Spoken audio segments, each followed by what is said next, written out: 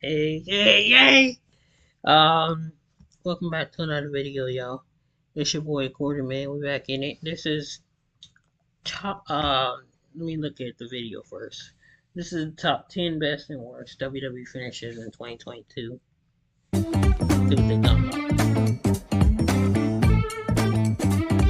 The finisher, the move that is supposed to be the most powerful attack in a wrestler's arsenal. While some finishers succeed at doing this, others do not. In fact, some finishers are so bad that they actually look like they're hurting the person performing the move more than the opponent. But which finishers are the best and which are the worst? We rank them, and we're starting out with number 10, best. Seth Rollins, the Stomp. This finisher is so violent looking that it actually got banned at one point, but that's what makes it so awesome. Rollins' Stomp isn't anything flashy, it's just a simple move that looks like it does some serious damage. It goes to show you don't always need to do a ton of crazy flips to have an awesome finisher. I also like the originality of it. Maybe I'm wrong, but I don't think I've ever seen someone use a move like this. A lot of finishers are moves that have been used by other wrestlers or have been slightly I guess that's why they call him the architect. Maybe Seth could help this next person construct a better finisher. Number 10 worst, Bayley, the Rose Plant. People have hated this finisher for years, and I understand why. I feel like the main issue is that Bayley's opponent doesn't usually have that much momentum when they come falling down, causing the impact to look weak. LA Knight's finisher, the BFT, suffers from the same problem as the Rose Plant, but there's usually a bit more force behind it. The problem with Bayley's finisher is that her opponent normally isn't standing all the way up, so only so much momentum can be created. This in turn causes Bayley's opponent to create minimal impact when they hit the mat, and the end result is a bad finisher.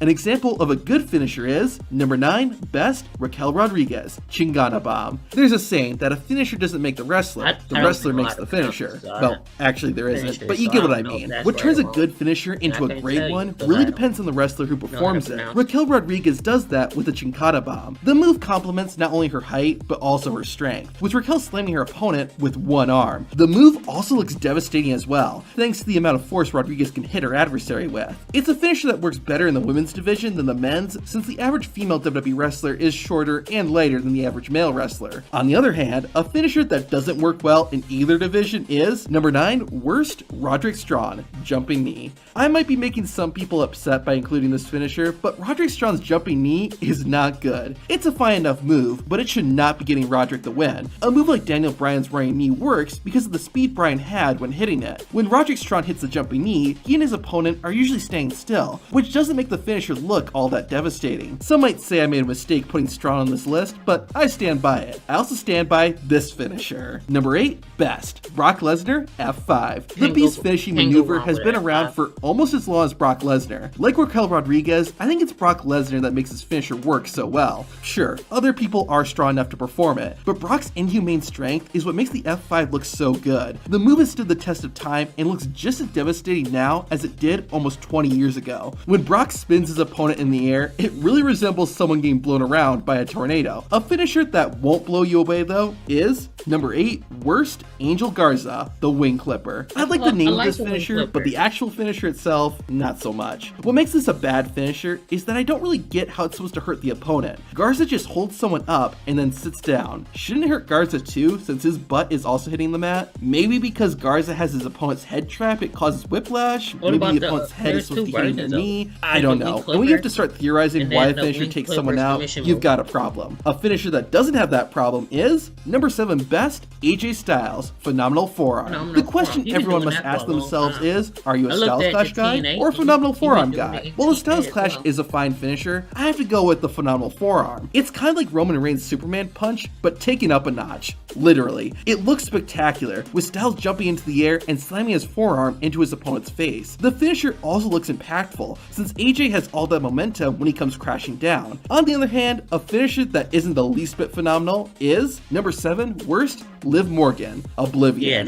Liv Morgan has come a long way since her early days as Marley in NXT. In 2022, Morgan won the Women's Money in the Bank ladder match and cashed in that same night to become the SmackDown Women's Champion. It makes it all the more impressive that she's able to accomplish accomplish this with such an awful finisher. The issue is that it rarely looks like the opponent's head hits the mat. I think this is mainly due to Morgan having her arm underneath her opponent. It's kinda cool that she bounces off the rope when she hits Oblivion, but I think this lessens the impact. Alexa Bliss and other wrestlers on the roster also have DDT-like finishers, and those look decent. Liz, on the other hand, does not. Maybe Morgan could learn something from. Number 6, best. Giovanni Vinci, elevated powerbomb. If you're not a regular viewer of NXT, you might not have heard of Giovanni. I will tell you, he has one awesome finisher. Rather than just a normal powerbomb, Vinci gets his opponent on his shoulders and then lifts them up even higher before sending them crashing down. I'm sure this finisher is not fun for the person taking it, but it looks awesome. It's pretty much Undertaker's last ride finisher, and Vinci's version is fantastic for the same reasons. Because of the height the opponent gets, the impact looks absolutely devastating. Braun Strowman also has been using a powerbomb finisher since he's returned. I like it, but I'm going with Giovanni because of that extra little height he gets. It's a small detail, but it adds so much. A finisher that does not add anything and actually subtracts is number 6, worst, Charlotte Flair, natural selection. Like Bayley, Charlotte Flair is another wrestler who fans have said has a really bad finisher. It's awful for a lot of the same reasons that the Rose Plan is bad. Since Charlotte's opponent is on their knees when she performs natural selection, the impact when they hit the mat is limited. In fact, there's been plenty of times when it doesn't look like the opponent's head is connecting with the mat at all. What makes Charlotte's finisher worse than Bayley's though is that it kind of looks like Charlotte is doing more damage to herself than her opponent. That's a big red flag that you have a bad finisher. Maybe Charlotte should take some notes from number 5, best. Drew McIntyre, the Claymore. The Claymore is the definition of a happy little accident. Drew came up with the move by mistake when he was trying to hit a big boot and accidentally went airborne. Drew decided to say, yeah, I meant to do that, and thus the Claymore was invented. It's a finisher that doesn't require a lot of setup. Drew just runs in and kicks someone in the face. I like that because it makes the Claymore easy to perform at any time, therefore making a finisher that can come from out of nowhere. Also, since McIntyre has to run to hit the Claymore, it always has force behind it, even more when the opponent is running too. Additionally, I love the audience participation with the countdown Drew will sometimes do before he hits it. All these things combine to make the Claymore one of the best finishers in WWE. This next finisher though does none of this. Number 5, worst. Chase U, the Fratliner. You might not have heard of Bodie Hayward and Andre Chase, collectively known as Chase U. I like their gimmick, and I hope someday we'll get to see them on the main roster. But before they do that, I really hope they get a new tag team finisher. Chase U's finisher, the Fratliner, involves an opponent being placed on top of Bodie Hayward's back. Andre Chase then flips over the opponent and is supposed to hit him with a DDT. However, it looks like Andre Chase takes the brunt of the move. At best, you can see the opponent maybe gets a little shaken from the landing, but that's it. The Fratliner falls completely flat, unlike this next finisher. Number 4, best.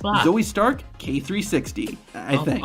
It seems like nobody knows what Zoe Stark's finisher is called, but it's awesome. She flips her opponent around and then nails them in the face with a knee on the way down. I like that the move is flashy, but still looks devastating. Another reason I like the K3 whatever is that while it's similar to another good finisher, the GTS, Zoe puts her own spin on it. Literally. There's nothing wrong with using a pre-existing finisher, but I like when wrestlers tweak a move to make it their own. I think this might actually be better than the GTS, honestly. While Zoe Stark is kicking both her K-Box 360, this next finisher is doing none of that. Number 4 worst, Lacey Evans, the Women's Right. 2022 is a rough year to be Lacey Evans, with her returning as a face and then suddenly turning heel again. But they could have made it a little bit better and gotten her a new finisher. Everyone has talked about the Women's Right, and yeah, it's just a punch. Maybe she had some brass knucks like William Regal it could work, but it's just her bare fist. Roman Reigns had the Superman punch, but even that wasn't his finisher. Now you might be wondering why this finisher is only the 4th worst. Well, I'll give Evans credit. At least she puts a lot of force and energy whenever she swings her fist. So even though the Women's Right is a bad finisher, at least Evans tries to make it look good. Now an example of a finisher that is actually good is number 3, best. Nathan Frazier,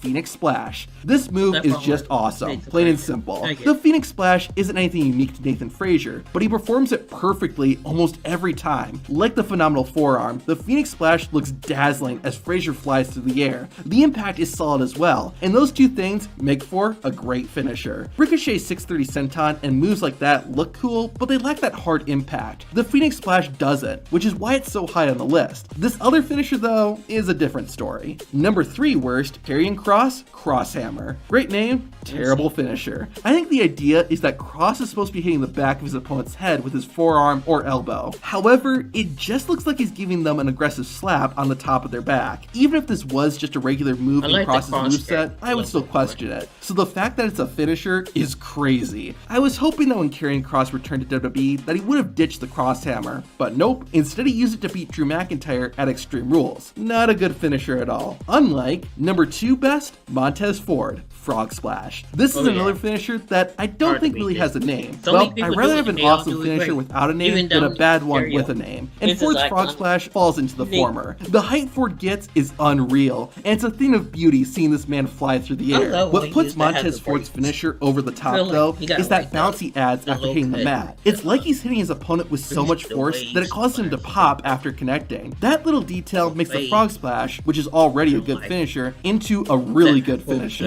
Honestly, Montez Ford is on par with RVD for best Frog Splash. Finn Balor's coup de grace also looks spectacular, but it lacks that solid impact like what Montez Ford's finisher has. Now, a finisher that doesn't look pretty and has almost zero impact is number 2 worst, Gigi Dolan, Toxic Drop. Toxic Attraction has been one of the best female factions in WWE history. However, one thing that's weighing them down is Gigi Dolan, and more specifically, her finisher. Basically, Dolan just rolls up her opponent for the pin. She gives them a mean knock to the mat, but the Toxic Drop just looks like a glorified schoolboy. I'm not the biggest fan of finishers that are used to set up a pin, but Mr. Perfect made it work with the Perfect Plex. Even Zelina Vega's Code Red finisher looks like it does some damage. The Toxic Drop just doesn't look that strong and should not be considered a finisher. Now, a move that is basically the textbook definition of a finisher is number 1 best, Randy Orton, RKO. Maybe it was a bit predictable, but come on. The RKO is not just the best finisher in WWE right now, but one of the best of all time. It combines so many things that make for a great finisher. Randy Orton has his taunt right before hitting the move to get the crowd hyped. It's also a move that you don't have to set up to execute. I mean, there's a reason the phrase RKO from out of nowhere is so common. Also, because Randy Orton has to jump to hit the move, you get that solid impact when the RKO connects. Another thing that makes the RKO great is all the iconic moments that the finisher has created. Try to think of another finisher that has made as many memorable spots as the RKO. But if the RKO is the best finisher in WWE, which is the worst? And number 1 worst?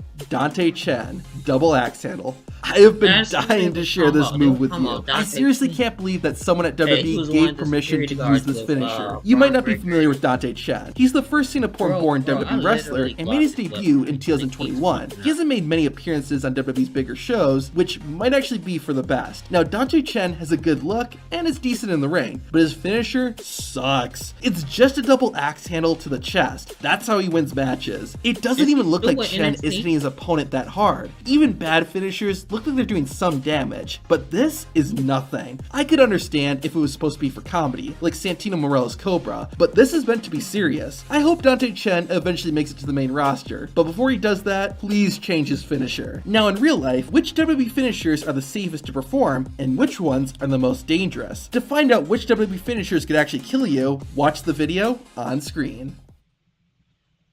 Yeah, he just had a match